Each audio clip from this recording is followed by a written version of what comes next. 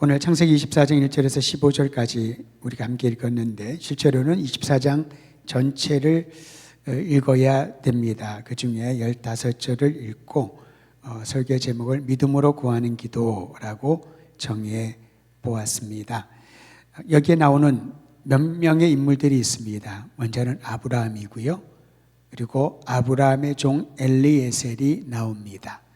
마지막 절에 우리가 보았던 것처럼 리브가, 이삭의 아내가 될 리브가도 등장을 하고 이름이 나와 있지 않은 여러 여인들도 등장을 하게 됩니다. 오늘 말씀에 보니 믿음의 사람 아브라함에 대하여 다음과 같은 기록이 성경에 기록되어 있습니다. 창세기 24장 1절을 제가 우리말 성경으로 다시 한번 읽어드릴 텐데 여러분은 눈으로 우리가 방금 읽은 성경 구절을 보시면 되겠습니다.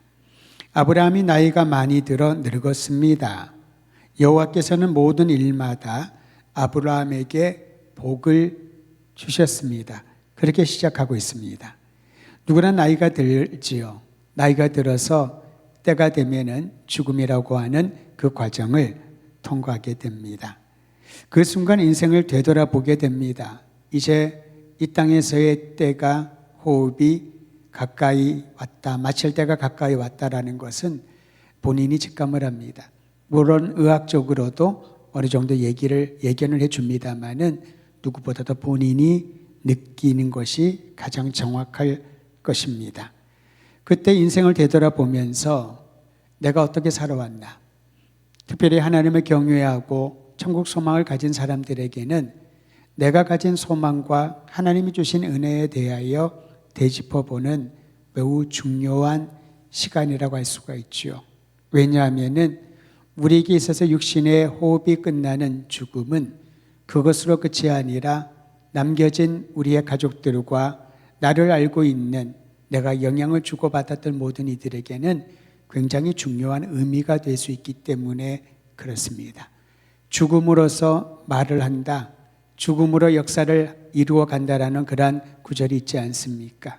이처럼 믿는 이들에게 죽음이라고 하는 것은 육신으로는 슬프고 또 우리의 마음에 차오르는 눈물을 어떻게 절제할 수 없겠습니다만은 굉장히 중요한 의미가 있는 시점이라고 할 수가 있죠.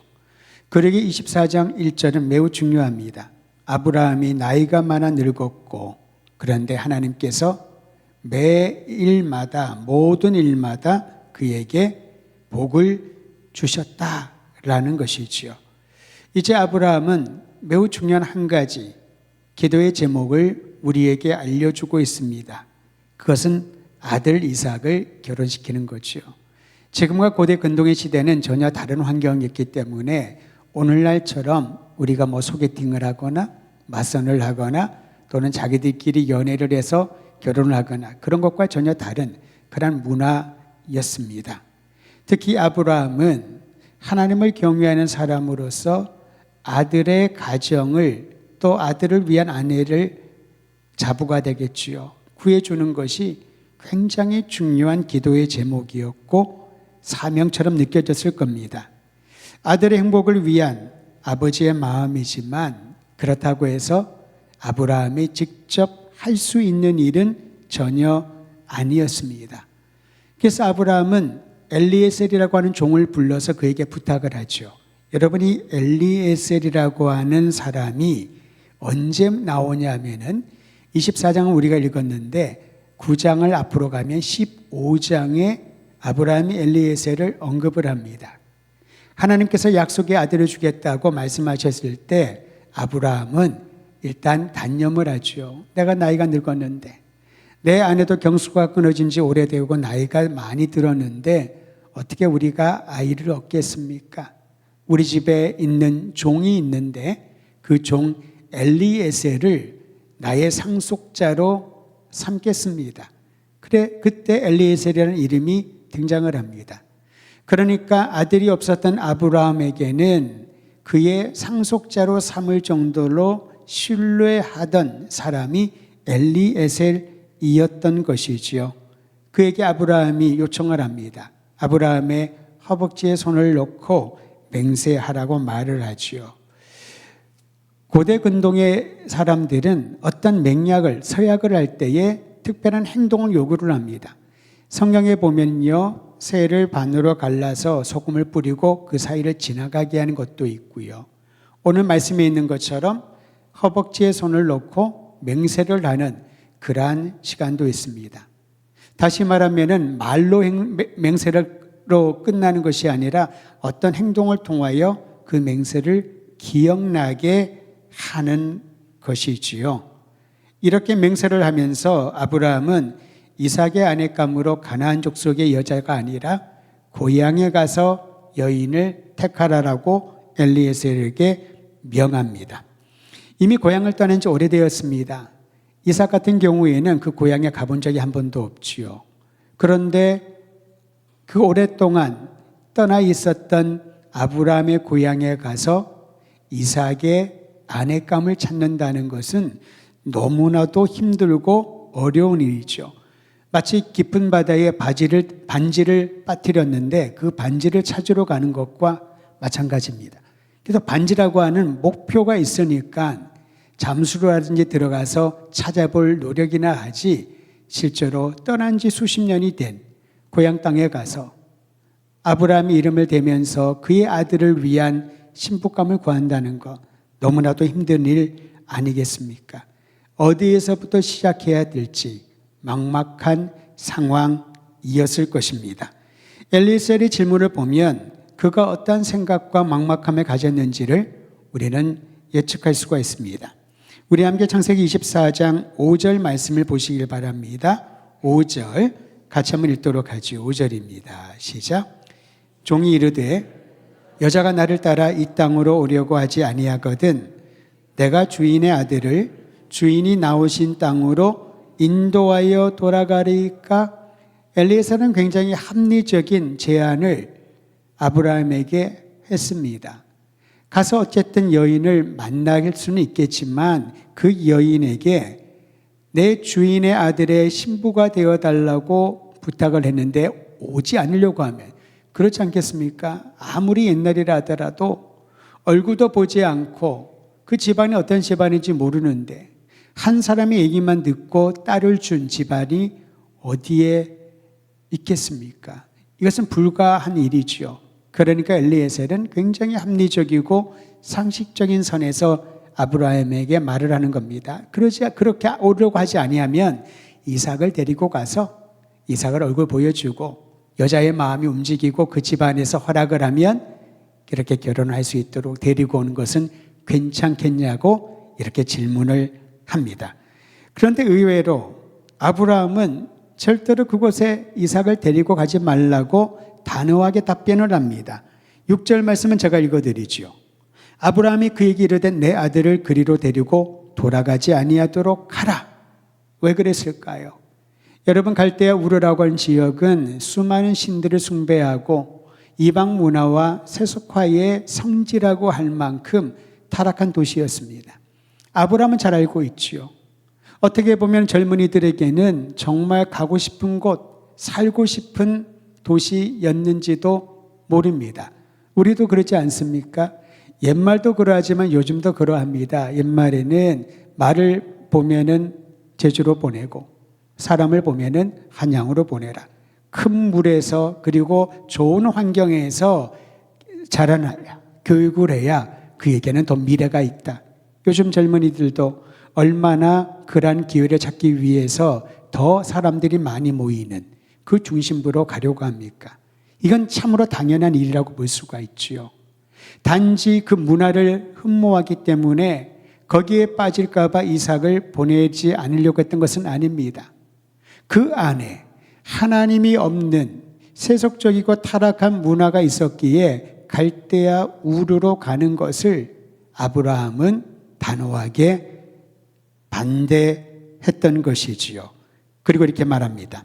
만일 엘리에셀이 이삭의 아내감으로 찾은 여인이 따라오려고 하지 않으면 아브라함과 종 사이의 맹세가 성간이 없다, 무효다라고 말합니다.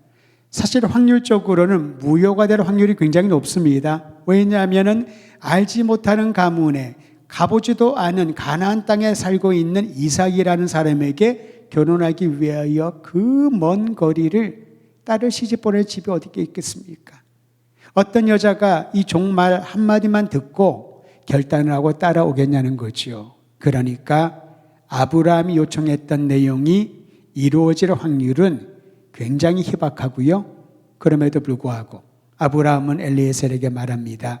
만일 그러한 일이 일어나지 않으면, 여인이 따라오려고 하지 않으면은 괜찮다. 너와 나와의 맹세는 무효다. 라고 담보를 지어줍니다. 여러분, 그 얘기를 듣고 난 이후에 조금은 편안한 마음으로 엘리에셀이 갈대아 우르로 떠났겠지만은 여전히 그의 마음은 무거웠을 겁니다. 어찌했든 아브라함의 간절한 마음을 알기에 100세에 낳은 아들 이삭의 신부감을 찾는 것을 자신의 가장 큰 일로 여기고 그는 갈대아 우르로 향하여 떠나갔습니다. 그런데 여러분, 아브라함이 이렇게 단호하게 말했던 이유가 무엇이었을까요? 그저 한번 해보고 되면 좋고 안 되면은 그만이고 그러한 도박하는 마음처럼 이 일을 진행을 했을까요? 전혀 그렇지 않다는 것을 봅니다. 오늘 말씀 7절에 보니 아브라함에게는 확고한 믿음이 있었습니다. 하나님께서 그의 아들 이삭을 위한 여인을 준비해 놓으셨다고, 하나님께서 이삭이 이제 아내를 맞이하여 결혼하고 가정을 이룰 수 있도록 예비해 놓으셨다라고 하는 확신이 있었기에 엘리에셀에게 그렇게 명할 수 있었던 것이죠. 우리 함께 7절 말씀을 통하여 확인해 보도록 합니다. 24장 7절 같이 읽습니다. 시작. 하늘의 하나님 여호와께서 나를 내 아버지의 집과 내 고향 땅에서 떠나게 하시고 내게 말씀하시며 내게 맹세하여 이르시기를 이 땅을 내 씨에게 주리라 하셨으니 그가 그 사자를 너보다 앞서 보내실지라. 네가 거기서 내 아들을 위하여 아내를 택할지니라. 아멘. 일을 하는 것은 사람이지만 아브라함의 요청을 듣고 이삭의 아내를 구하러 떠나는 사람은 엘리에셀이었지만은 실제로 모든 것을 섭리하시고 준비하신 분이 하나님이시다라는 믿음을 가졌기 때문에 그는 이렇게 엘리에셀을 향하여 단호하게 명할 수 있었던 것이지요. 막연한 믿음이 아니었습니다. 아브라함의 믿음은 하나님의 약속에 근거한 믿음이었습니다. 다시 한번 말씀을 보십시오. 내게 말씀하시면 내게 맹세하여 이르시기를 이 땅을 너의 씨에게 주리라 하였느리라. 그러니까 여러분, 자손이 생기려면은 결혼을 해야 되겠죠. 가정을 이루어야 되겠죠. 이 땅을 너의 자손에게 주리라.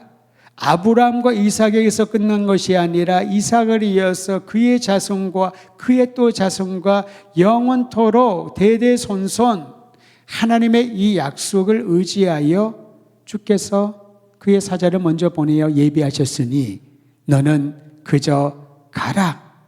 가서 내 아들 이삭의 아내가 될 여인을 데리고 오라 라고 말씀하시는 겁니다. 우리가 말씀을 깊이 묵상을 하고 주님의 약속을 우리의 마음에 품어야 되는 이유가 바로 여기에 있습니다. 하나님의 말씀이 내 삶의 약속이 되어져 있지 않는다면은 우리는 시시때때로 마음이 바뀔 겁니다. 때로는 믿음이 큰 것처럼 느껴지다가 때로는 더 많은 순간은 믿음의 흔적조차 찾지 못할 정도로 본인이 스스로에게 너무나도 실망하고 낙담할 때가 얼마나 많이 있습니까? 반면에 하나님, 살아계신 하나님이 말씀하셨기에 주님의 약속을 마음에 품고 그 말씀을 의지하여 나가는 이들에게는 아브라함처럼 이와 같은 말을 고백을 할 수 있다라는 거지요. 하나님께서 그 사자를 너보다 앞서 보낼 것이다. 여기서 우리는 아름답고 놀라운 믿음의 고백을 다시 한번 발견하게 됩니다.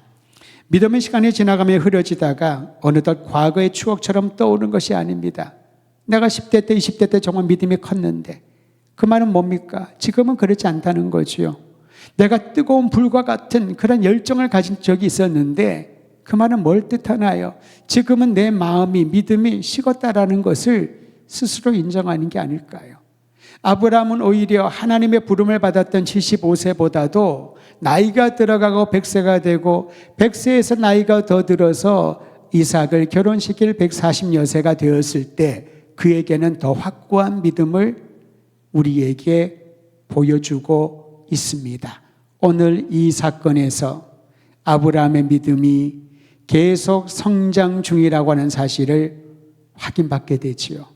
저는 우리 모든 더드림교회 성도들이 하나님을 경외하고 주님께 예배드리고 주의 말씀을 의지하여 우리의 믿음을 날마다 자라게 하심을 기억하고 매 순간마다 복 주시고 은혜 주시고 놀라운 일들을 미리 예비해 놓으신 하나님을 경험하고 찬양하기를 주의 이름으로 축원드립니다. 하나님이 그의 천사를 너보다 앞서 보내실 것이다 라는 아브라함의 고백이야말로 참으로 아름다운 믿음이요, 그 믿음에서 나오는 기도가 응답될 것이다, 우리는 확신하게 되는 것이지요. 엘리에셀은 주인 아브라함의 말을 듣고 그 명령에 순종을 합니다. 그의 목표는 주인의 뜻을 이루는 것이었습니다. 이것이 종의 올바른 태도이지요. 우리가 주님의 종이라면 주인 대신 주님의 명령을 따르고 순종하겠다는 것이 마땅합니다. 우리에게 권세자가 있고 그 권위 아래 우리를 두었다면은 그 권위자에게 순종하는 것이 올바른 태도일 겁니다. 물론 그 권위자가 그 권위를 잘못된 방식으로 사용하고 하나님의 영광이 아닌 자신의 명예와 유익을 위해서 사용한다면은 그건 다른 문제입니다만은 하나님의 주신 질서 안에 권위 안에 있는 사람은 권위자에게 순복하는 것이 올바른 태도임을 오늘 엘리에셀을 통하여 배우게 됩니다. 그는 자신이 생각한 좋은 방법을 강요하지 않았습니다. 아브라함 주인이여, 당신이 상황을 몰라서 그랬는데 당신의 시대와 요즘 시대는 다릅니다. 요즘 젊은이들은 당신의 생각처럼 호락호락하지 않습니다. 뭔가 확증을 보여주어야, 무엇인가 보장을 해주어야 그 여자가 따라오지, 이렇게 그냥 가서 그냥 아무 여자나 데려올 수도 없는 것이고 이거는 불가한 일입니다. 그러니 당신의 아들 이삭을 데리고 가는 것이 더 효과적입니다. 강조하거나 설득하려고 들지 않았습니다. 왜냐하면 그는 아브라함의 중심이 하나님의 약속과 주님께 집중하고 있는 것을 누구보다도 알았기에 그 또한 이 순종을 통하여 믿음이 한 걸음 더 진보하게 되는 것을 봅니다. 여러분, 그렇습니다. 이처럼 믿음의 사람이 한 사람 있으면은 그 사람을 통하여 주변에 있는 사람들이 그 믿음의 영향력 안에 들어가게 되는 것이지요. 가정 안에 한 사람이 믿음으로 기도하고 굳건히 서 있으면 그 한 사람 때문에 자녀들과 주변에 있는 모든 가족들이 하나님을 향한 믿음이 무엇인지를 조금씩 알아가고 영향을 받게 된다라는 것입니다. 이 과정을 통하여 엘리에셀 역시 믿음의 성장을 경험할 수 있었습니다. 저는 우리 더드림 공동체에 하나님을 경외하는 믿음의 한 사람이 또 다른 사람들을 더 아름다운 믿음으로 성장시키는 거룩한 통로가 되기를 소원하면서 오늘 수요 영성 예배 오신 모든 분들이 그러한 아름다운 믿음의 사람으로 굳건히 세워지기를 주의 이름으로 축원드립니다.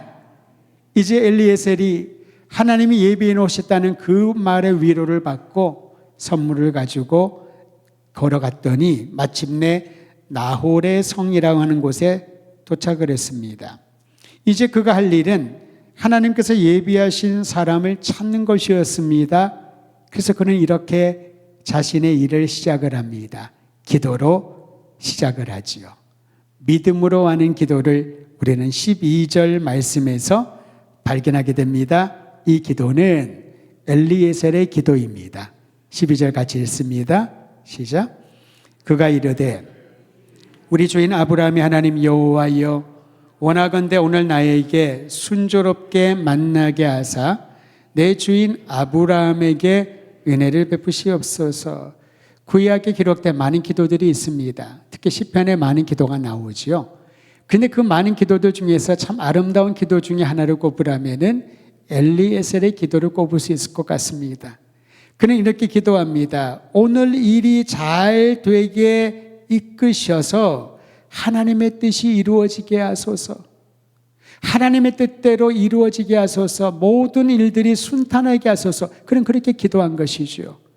여러분, 우리가 어떤 일을 하든지 사회에서든 회사에서든 교회 일도 물론이고요. 무슨 일을 하기 전에 또 그 일을 진행하면서 이 기도를 할 수 있게 되기를 바랍니다. 하나님께서 이 일이 잘 진행될 수 있도록 도와주시옵소서.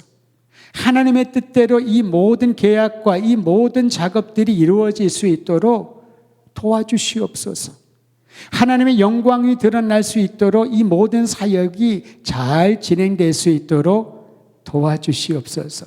단순하지만은 얼마나 확실하고 중요한 기도이겠습니까? 우리에게 주어진 책임이 있다면은 그 책임은 무게감을 더합니다. 우리에게 주어진 해야 할 일이 있다면은 그 일을 잘 못 마칠까봐 두려움과 걱정이 많을 것입니다.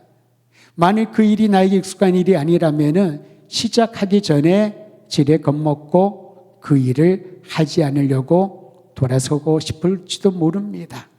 그러나 그 일이 하나님의 영광과 주의 뜻을 나타내는 일이라면 우리는 엘리에셀처럼 기도할 수 있어야 되겠지요. 주님, 이 일이 잘 이루어질 수 있도록, 그리하여 하나님의 뜻대로 이루어질 수 있도록 역사하여 주시옵소서. 두 번째 엘리에셀은 이렇게 기도했습니다. 내가 존중하는 아브라함, 주인 아브라함에게 은혜를 베풀어 주시옵소서. 내 주인 아브라함에게, 주인이라고 표현을 했지만은 그는 아브라함의 전적인 신뢰를 받았던 사람이었습니다. 만약에 마음에 욕심이 가득했다면은 이삭을 조금 시기하지 않았을까요? 이삭이 태어나지 않았더라면 아브라함의 모든 기업과 그의 유산은 내 것이 될 수도 있었는데, 아브라함이 실제로 그렇게 얘기를 했으니까요. 창세기 15장 2절에 기록되어 있지 않습니까? 하나님, 괜찮습니다. 제가 아들이 없어서 괜찮습니다. 나에게는 내가 신뢰하는 아들과 같은 엘리에셀이 있는데 그를 내 상속자로 삼아도 저는 만족합니다. 그가 바로 엘리에셀 아니었습니까? 그런데 그는 전혀 자신의 욕망이나 욕심을 드러내지 않았습니다. 오히려 아브라함과 함께 있으며 그를 섬기고 시종을 들면서 하나님께서 자신의 주인을 어떻게 변화시키는지를 직접 보고 경험했기에 그의 기도 안에 아브라함을 향한 사랑과 존중을 볼 수 있습니다. 나의 주인 아브라함에게 은혜를 베풀어 주시옵소서. 은혜를 베풀어 주시옵소서. 여러분, 우리가 누군가를 위하여 중보 기도할 때 기도의 제목을 알고 기도할 수도 있겠지만은 가장 놀랍고 강력한 기도가 여기에 있다라고 봅니다. 하나님, 누구누구에게 은혜를 베풀어 주시옵소서. 우리 형제에게 자매에게 은혜를 베풀어 주시옵소서. 하나님의 은혜가 저 사람에게 지금 필요합니다. 이 짧은 기도 안에 하나님의 놀라운 역사가 우리 모든 성도들 한 사람 한 사람, 기도를 통하여 내 주변에 있는 사람들에게 나타날 줄 믿으시기를 바랍니다. 이처럼 상황은 엘리에셀이 만들었습니다. 순조롭게 만나게 하소서. 그러면서 그는 몇 가지 얘기를 하지요. 13절과 14절에 보면 우물결에 서 있으면 물을 기르러 오는 분명히 여인들이 있을 것인데 그들에게 마실 물을 달라고 하면 나에게도 물을 줄 뿐만 아니라 내가 요청하지 않아도 내가 타고 온 낙타에게도 물을 주겠다라고 하면 그 소녀가 이삭의 아내감인 줄 내가 알겠나이다. 상황을 엘리에셀이 만듭니다. 마치 기드온이 하나님의 명령에 대하여 확증을 받기 위하여 양털을 놓고 주님 구하오니 한 번은 이 양털에만 이슬이 내리고 땅을 마르게 하시고 또 두 번째 구하지 않습니까? 그 반대로 양털만 마르고 주변만 이슬이 내리게 하소서. 상황은 사람이 만들지만은 그 상황 안에 역사하시는 분은 하나님이심을 우리는 오늘 말씀을 통하여서도 확인받게 됩니다. 엘리에셀이 설정한 상황은 하나님을 테스트하기 위함이 아니었습니다. 그의 주인 아브라함이 말한 것처럼 하나님이 사자를, 천사를 너보다 앞서 보내실 것이니 염려하지 말아라. 내 아들 이삭의 아내를 하나님이 예비한 사람을 네가 보게 될 것이니 걱정 근심하지 말아라. 만약에 그렇게 되지 않을지라도 두려워하지 말아라. 격려하고 그는 출발하지 않았습니까? 그 또한 그의 주인 아브라함처럼 상황을 만들면서 하나님의 움직임을 확인받고 싶었던 것이지요. 엘리에셀이 이렇게 설정한 그 기준은요, 보면 타인을 배려하는 태도를 가장 중요한 기준으로 보았다는 것을 보게 됩니다. 물을 달라 했더니 그 사람뿐만 아니라 그 사람을 태우고 이 기나긴 여정을 걸어온 낙타에게도 물을 줄 만한 사람에 대한, 생명체에 대한 배려와 전체를 볼 수 있는 안목을 가진 사람이라면 하나님이 이삭의 아내로 예비한 여인임에 틀림이 없을 것이다. 그는 기도 가운데 그러한 확신을 가지고 상황을 만들었던 것이지요. 여러분 얼마나 놀랍습니까? 한번 저는 그런 상상을 해보았습니다. 하나님이 주시는 확인을 받기 위해서 그냥 주님이 하시나 안 하시나 긴가 아닌가를 점검하기 위한 그러한 실험적인 상황 말고 하나님의 도움을 구하며 기도하는 중에 주께서 우리 주인 아브라함에게 은혜를 주시고 그 주인의 아들 이삭을 위하여 예비한 여인을 만날 수 있도록 기도 가운데 만든 상황이었던 거지요. 이 상황의 핵심은 생명을 귀히 여기고 다른 사람들을 배려하는 그러한 사랑의 마음을 가진 여인을 보게 하소서. 그 상황에 딱 맞는 한 소녀가 등장을 합니다.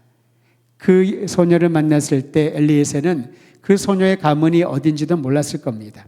근데 나중에 보니까 하나님이 예비한 사람임을 알게 되지요. 15절 말씀을 보시길 바랍니다. 같이 읽지요. 시작. 말을 마치기도 전에 리브가가 물동이를 어깨에 메고 나오니 그는 아브라함의 동생 나홀의 아내 밀가의 아들 분우엘의 소생이라. 하나님이 예비한 사람인 것을 이후에 재확인받게 되는 것입니다. 여기에 여러분 주목할 부분은 말을 마치기도 전에, 어떤 말입니까? 엘리에셀이 맞는 상황이 있었지요. 조금 전에 제가 읽어드린 것처럼 우물 곁에 내가 서 있을 것인데 물을 기르러 오는 소녀들이 많이 올 것입니다. 그 중에 나에게 물을 줄 뿐만 아니라 내가 다가온 낙타에게도 물을 주겠다 하는 소녀가 하나님이 예비하신 사람인 줄 내가 알겠나이다. 그 말이 끝나기도 전에 리브가가 기다렸다는 듯이 등장을 합니다. 마치 잘 연출된 극본에 의해서 연기자들이 무대 위에 연기라는 것처럼 보이지 않습니까? 어떻게 그 순간에, 그것도 그의 가문을 들어보니 아브라함과 관련이 있는, 그러니 하나님이 보내신 사람인 것을 확인받게 되는 것이지요. 그의 믿음으로 했던 기도에 하나님께서는 응답해 주시고 그 응답을 통하여 엘리에셀은 리브가를 데리고 자신의 집으로 돌아올 수 있었던 것입니다. 여러분 창세기 24장 27절을 한번 보도록 하지요. 오늘 읽은 본문은 아닙니다만은 그 본문에 보면은 이제 엘리에셀이 자기의 상황에 걸맞는 리브가를 만나고 그의 집에 돌아가서 리브가의 가문이 어딘지를 알고 난 이후에 하나님을 향하여 감사 찬양을 드렸던 내용이 27절에 기록되어 있습니다. 같이 읽습니다. 시작. 이르되 나의 주인 아브라함의 하나님 여호와를 찬송하나이다. 나의 주인에게 주의 사랑과 성실을 그치지 아니하셨사오며 여호와께서 길에서 나를 인도하사 내 주인의 동생 집에 이르게 하셨나이다 하니라. 그가 집을 떠나 주인의 명령을 가지고 그 주인의 고향으로 찾아와서 모든 상황 가운데 리브가를 만나고 그 리브가가 하나님이 예비한 이삭의 아내임을 알게 된 이후에 하나님께 감사의 기도를 드렸습니다. 이 모든 것을 주님이 섭리하셨군요. 하나님의 계획 안에 있으셨군요. 주님의 사랑과 성실이 우리 주인 아브라함에게 차고 넘치게 하셨군요. 그가 기도한 대로 나의 주인 아브라함에게 은혜를 베푸소서, 그 기도가 응답되는 것을 본인의 눈으로 확인하며 감사와 찬양을 하나님께 올려드렸던 것입니다. 하나님 이처럼 믿음으로 구한 기도에 구체적으로 응답해 주십니다. 그러므로 우리가 하나님께서 예비하신 줄을 알고 믿고 기도하는 내용들마다 주님께서는 주님의 뜻에 부합하게 주님의 시간에 확인시켜 주실 것입니다. 오늘 그러한 마음으로 주님 앞에 기도하며 하나님의 도움을 구하는 시간 갖기를 간절히 소망합니다.